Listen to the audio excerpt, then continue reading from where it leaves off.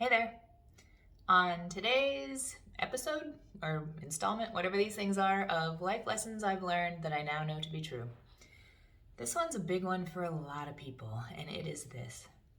You have to learn how to ask for what you want and you need. So many of us go around with things not being quite right, with wishing that their partner, their boss, their friend, someone else could read their minds and understand what it is that they're thinking and understand what's bothering them and what they'd really like to see change, but they never actually come out and ask for it. And I don't know where that comes from. I don't know if that's a conditioning thing. I don't know what that is. But so many of us go so long throughout our lives without ever actually asking for what we want and what we need. And that's a tragedy, because the only way you're ever going to get what you want and what you need, especially when it comes to talking to other people, is by communicating that in a clear way and being direct with what you're asking for or what you want. Now, most of the time, the reason we don't do this is because it's scary, right?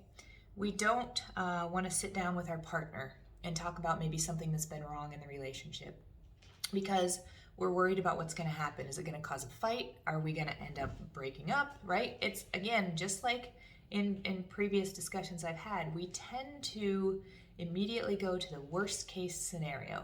And it's that worst case scenario that stops us from doing anything at all. And so we just say, stay stuck. We still don't ask for what we want. We stew on it, we think about it, it obsesses our thoughts, it's all we want to change, but we never actually sit down and ask for the thing that we want or that we need.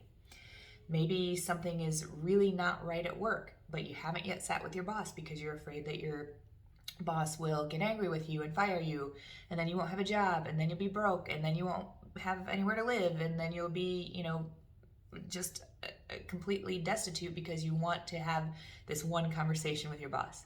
So when I say it like that, you can see that it's kind of a crazy train of thought that we allow ourselves to go through.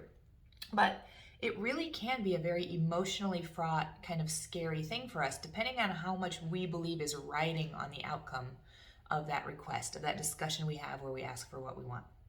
So the best way for us to go about this, if you are one of those people that has hesitations and hasn't been able to effectively sit down and communicate your needs and your desires to somebody else, there's a couple of tricks to help you with that. And the first of those is to actually practice it, right? It seems kind of silly to think that you have to practice it, but if this is something that is so important to you, that it's occupying your thoughts all the time, that it really would make a huge difference if you could just have this conversation and get your feelings out there, get your thoughts out there, then maybe sitting down and just practicing even to yourself. I'm not asking you to recruit a friend, you could, but even just saying it out loud more than once to yourself so that you know the key things that you want to relay.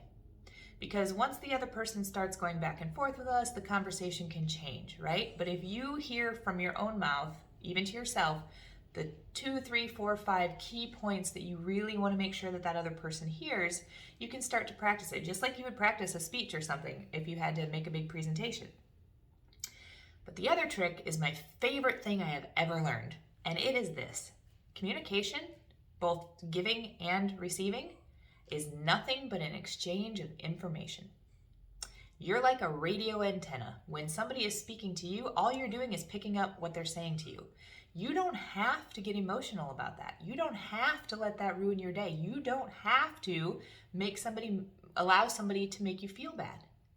Because all they are doing when they talk back and say their thoughts is giving you information. And all you are doing is giving them information. I know that's not the natural human state to realize that there aren't emotions attached to words. It's not until we decide to attach the emotions to words that everything gets all scrambled and now we're sad or now we're mad or whatever that is, right? So you can actually sit down when it is time to have this conversation. Let's say it's with a significant other. When you sit down, you can say, look, there's something I really want to talk to you about. In the past, when we've tried to talk about this, it's been difficult for me, or it's led to a fight, or something like that, whatever your personal history is. You can state that clearly. And then say, I don't want that to happen today, but I'd really like to just tell you what's on my mind, and then I want to hear back from you what you think about that. And I'm going to do my level best to just hear what you have to say without reacting. I know, again, this is something that could be emotional, and in the past it's been hard for us to talk about, but today I really want to talk about that. So these two things, practicing the key points to make sure that we get across the main things we want to say and we don't get kind of caught up and led off the point of the conversation, and also making sure that we remember all we're doing is just passing back information from one person to the other, and that information doesn't have to make us feel one kind of way or another, because it's just data. It's just inbound data when somebody says something back to us, and when we say something to somebody else, that's just outbound data we're giving to them. It's all just information. So if you can get yourself in that mind frame before you have that conversation and set it up with the other person, you're not going to probably say that with your boss, but if this is a friend or a partner, you can say, like, this has been a hard thing for me to talk about. I get nervous, I get scared, etc. But today I just want to talk about this with you and hear what you have to say.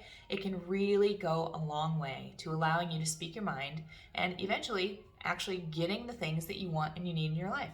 Hope that was helpful.